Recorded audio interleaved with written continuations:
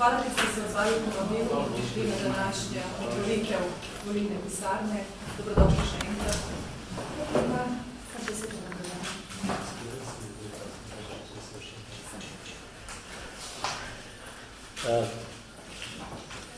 Dobar dan. Tole sporočilo za javnost je bilo po mojem kar pričakovano.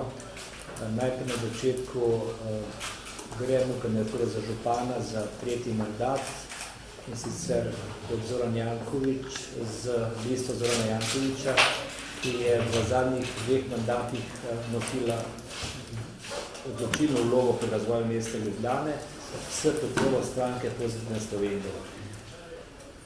Če me vprašate, kaj me vodi v tem, je razumevanje in izjemno dobrih toplih odnosi z Ljubljančanami, dobre odnosi z mojimi sodelavci, sodelavkami. Vem, da sem zahteven šef, vem, da veliko hočem, ampak imam najboljšo ekipo in ta ekipa je lahko ponos Ljubljani in ta ekipa se skrbela, da skupaj z Ljubljančanami dobimo številne mednarodne nagrade. Kot vrh vseh nagrad je ta naziv Zelene prestolnice Evrope 2016.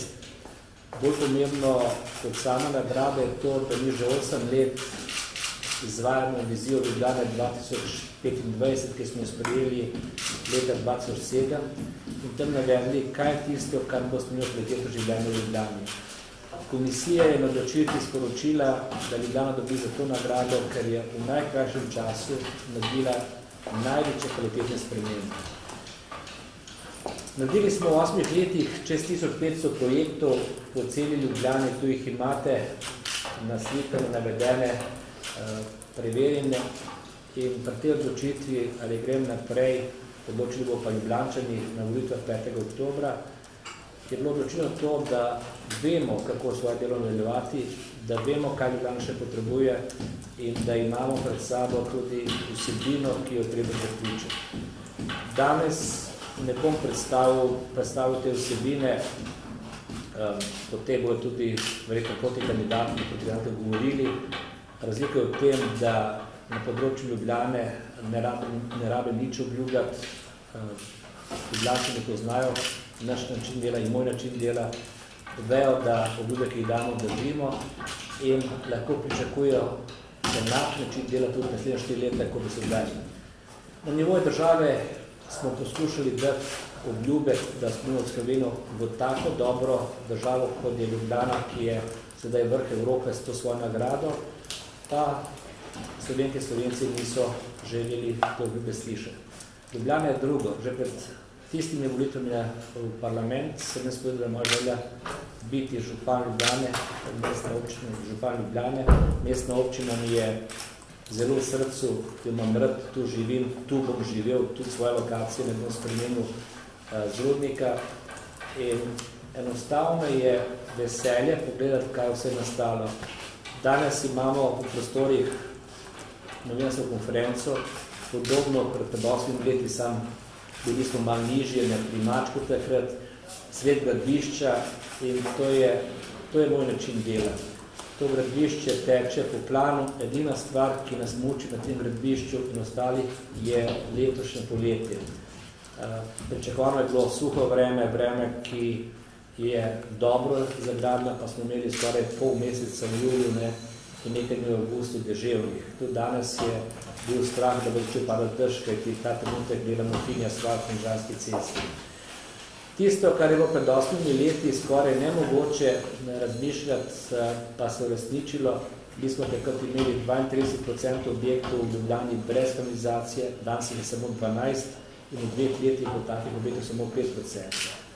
Takrat smo tudi zastavili konkreten način dela, konkretne projekte, konkreten način dela pri čemer, ko govorimo o prenovi neke ceste, govorimo o celotni prenovi, se pravi, cesto mora biti vse, da pa pride povrh ta lep izgled ceste. Najbolj sem ponosen na naše zelene parke. Spominjam se, koliko je bilo govora, ko smo začeli rušiti vrtičke v Tržalah, češ pisanja in govorjenja, da bo tam jako dobil bloke, pa je danes to en najlepših parkov, ne samo v Ljubljani, ampak dalečno okrog, park, ki je pokazal spremno filozofijo življenja. Spominjam se tistih pisanj, da sedimo hrastem, ki so v slabi zemlji, pa zato propadajo, danes, ko se pa ljudje tam zbirajo, smo očitno dosegali svojo ključno funkcijo.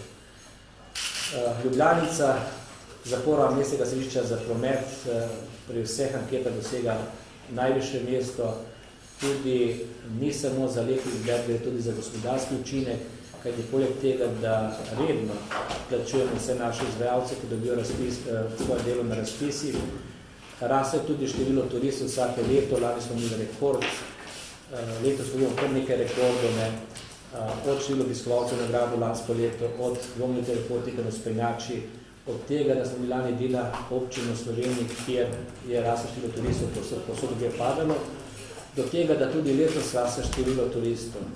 Spominjam se tudi tega, kako smo pred 8 leti prepričevali trgovce in gostince, ne odprejo svoje trgovine lokale, ne v soboto popoldne, delo dopoldne, pa je bil odgovor, ne, vse bomo propadali, če ne bo avtomobilov. Danes je ta center mesta postal dnevna soba za vse.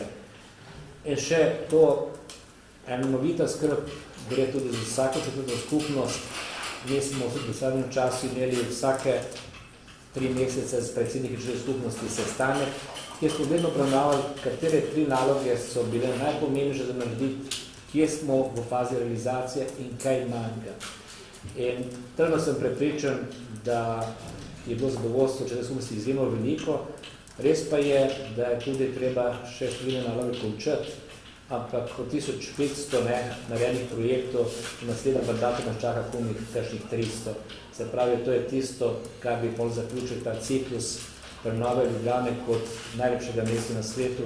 Danes nisem več edini, ki to govorim in to čutim, to ponavljajo mnogi. Ravno tu na prehodu smo imeli tujo skupino turistov, ki so želeli fotografiranje in Petrov reče, ker jih naučijo, da so najlepše mesto na svetu. Še enkrat hvala, da ste prišli. To novo kampanjo grem kot do sedaj. Zame kampanja traja že 8 let, vsak dan, razen tiste 2 dni, ko je volilni molk.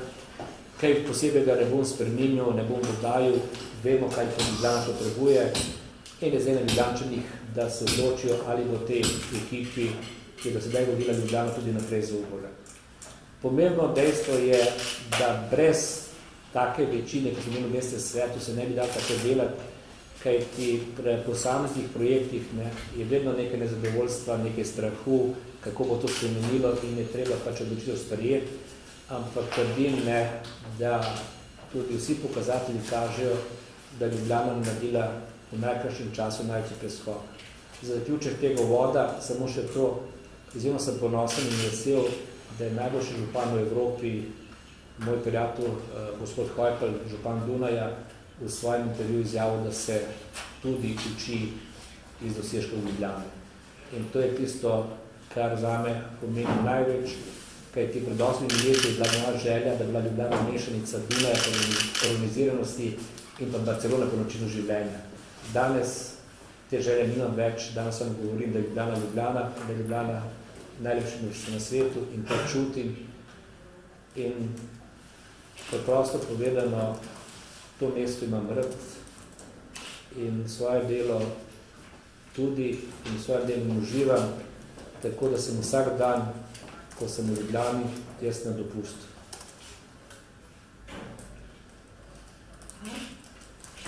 Če je kakšno vprašanje za gospoda Jakoviča? Zanima me, zakaj ste se odločili, ste nastopili samostojno in ne s stranko Pozitivna Slovenija, ki ste prevzeli pred nekaj meseci in potem povzročili, kar je povzročilo, vemo, propad vlade in nove volitve. In kaj to pomeni za stranko Pozitivna Slovenija? Najprej bi jaz malo popravil tudi to ugotovitev, ki ne drži. Zdaj, če ste poslušali vse tiste politike iz koalicije, tudi gospoda Cerarja, ki je jasno povedal, ne, in to se zdaj vidi, kdo je povzročil razpad stranke oziroma delitev, ne, on je, to je povedal, to je bila gospa Alenka Bratušek, ona je sama odstopila, oba koalicijska partnera tako obsodila, da je jaz to povedala, da je Alenka kriva za to, da je vlada prenehala svoj mandat. Moj poziv bil zelo jasen tudi na kongresu, da vlada nadaljuje svoje delo pod pogojem, da v svoj program, operativni program, da tiste projekte, ki smo na volitvah obljubljali Slovenke Slovence. Druga zadeva, jaz stranko nisem prevzel, jaz sem bil prvi predsednik stranke, ki sem svoj status zamrznil nastopil takrat, ko je Alenka Bratušek postala predsednica vlade, kot sem povedal. Čakal sem, nažalost neuspešno, da se zaključi ta zgodba glede KPK-ja, da pride do nekih konkretnih rezultatov na sodišču. Imam ta trenutek 4 predmete, kar je zelo zanimivo v nobenem od teh zgodb, ki so v fazi preiskave, nikoli ne držijo, da bi Zoran Janković kaj vzel. Vedno govorijo, da sem naredil pozitivno zadevo za Ljubljano, ampak da sem s tem zlorabil svoj položaj. Tako so bile donacije, ki so šle v Ljubljanski grad, ali pa ceste, ki so šle brezplačno v mestno občino. In tretjič, stranka Pozitivna Slovenija je nastala iz liste Zorana Jankovića. Jaz sem bil sam, ki sem na kongresu predlagal, da za bodočosti stranke umaknem svoje ime. Tudi na zadnjih volitvah smo imeli željo, da bi zraven Pozitivne Slovenije postavili še, da je to lista Zorana Jankovića, pa ni bilo časa za kongres, da bi vsi vedeli, ko gre na volitve, koga volijo. Tako da stranko bo šlo naprej, jaz sem še vedno predsednik stranke, bom ostal predsednik stranke in po teh volitvah bomo Pozitivno Slovenijo razvijali.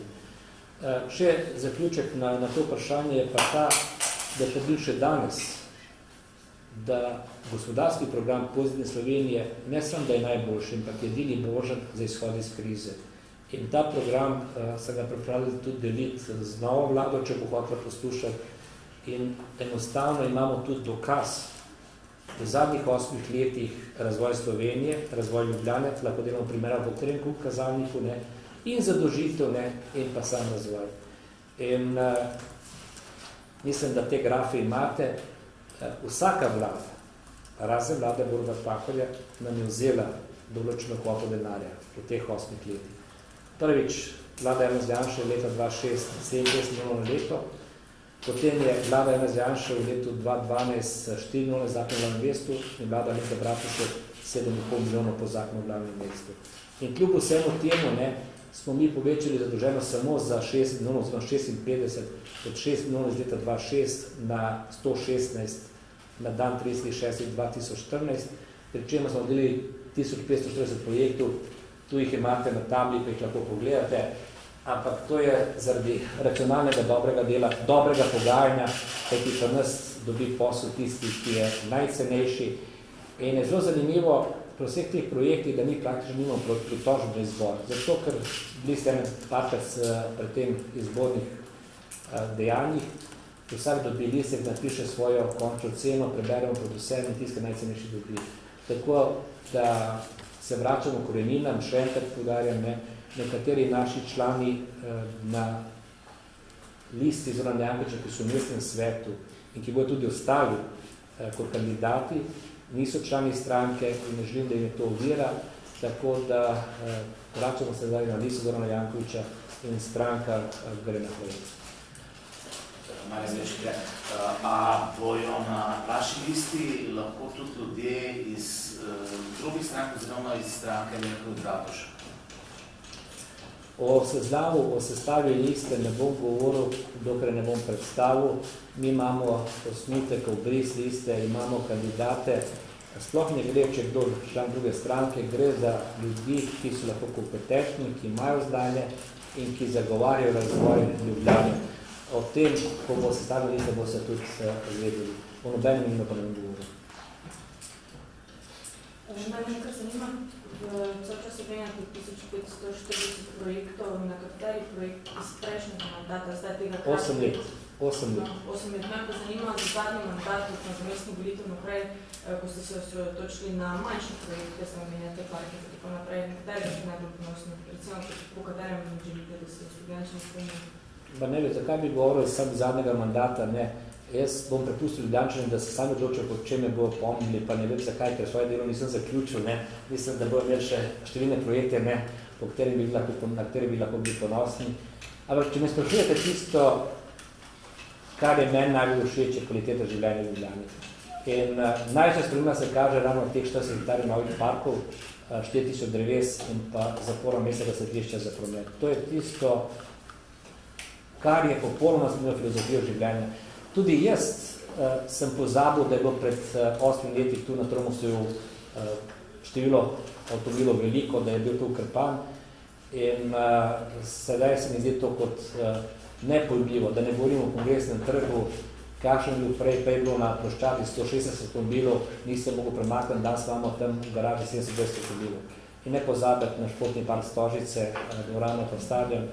Vprašal bi vas, kje bi se slovenska reprezentanca pripravljala pred 11.000 gledalci, kot je bilo zdaj proti Litvi pa Braziliji, kje bi bilo evropsko prvenstvo v košarki, če ne bi bilo tega, in kje bi bili številni umetniki, ki so odtevali polno dvorano. Da ne govorim o reprezentanci, ki je vodi Čečo Katanec in ki nastopa v Stožice.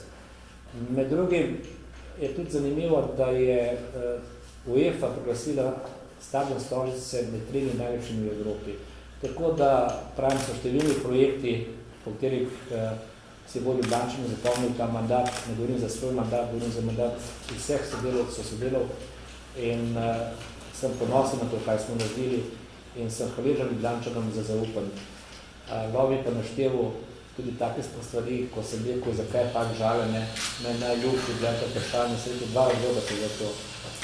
Prvi razlog je ta, da smo iz ene lokacije, ki je bila popolnoma zapuščena, ki je degradirala Pečino dediščino, naredili enega najlepših parkov v Evropi in drugi razlog je to, da lahko se vidim na klopci, ne, v kasnejših letih in gledam za svoj končni dom.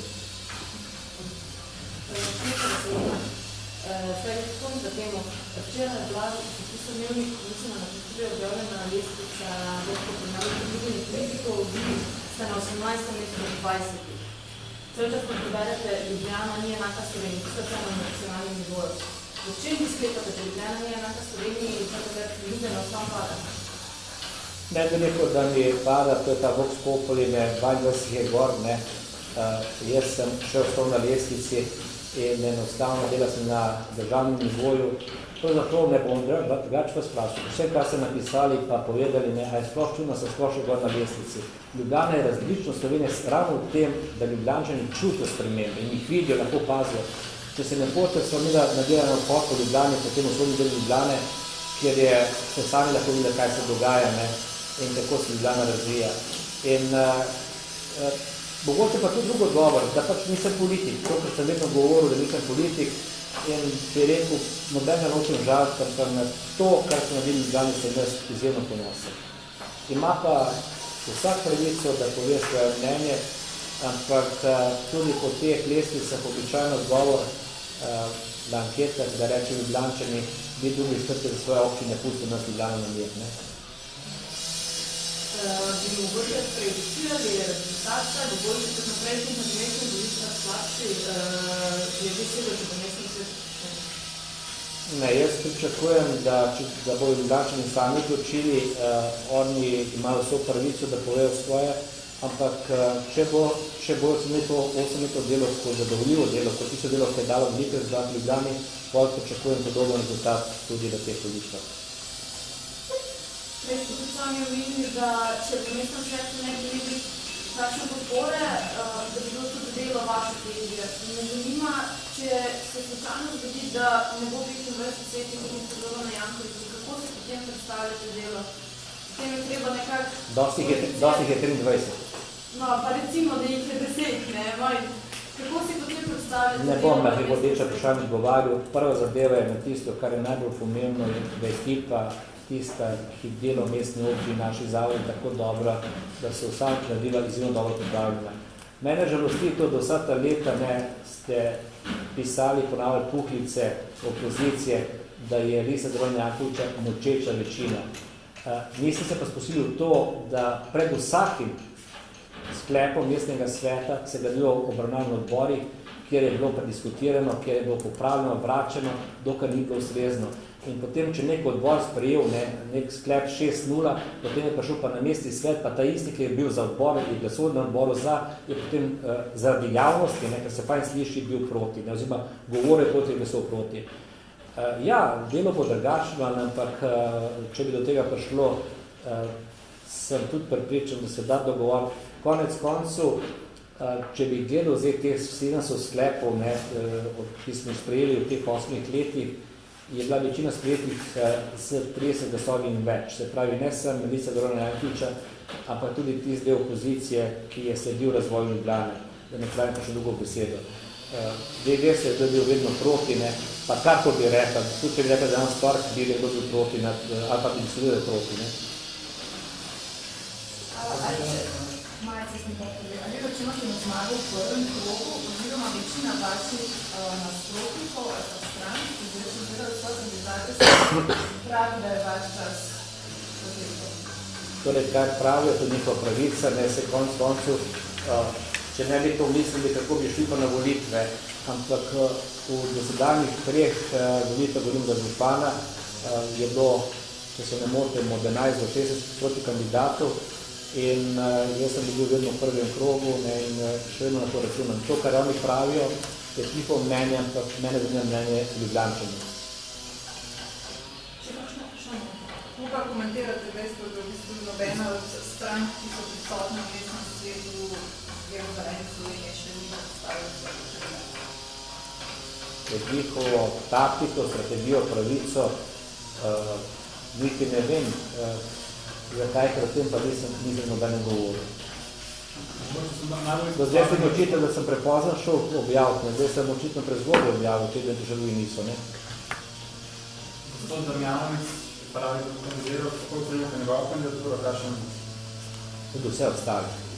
Kot vse ostale, jaz osebno se ne bom nobenega ocenjeval, vsak ima pravico, vsak se odloča, vsak ponuja svoj program, ampak rekel bi, do tem momentu je samo to jasno, da sem edini, ki svojo ekipo lahko predstavi dosedanje delo in ne govorim o nekih praznih obljubah, kaj se bo zgodilo.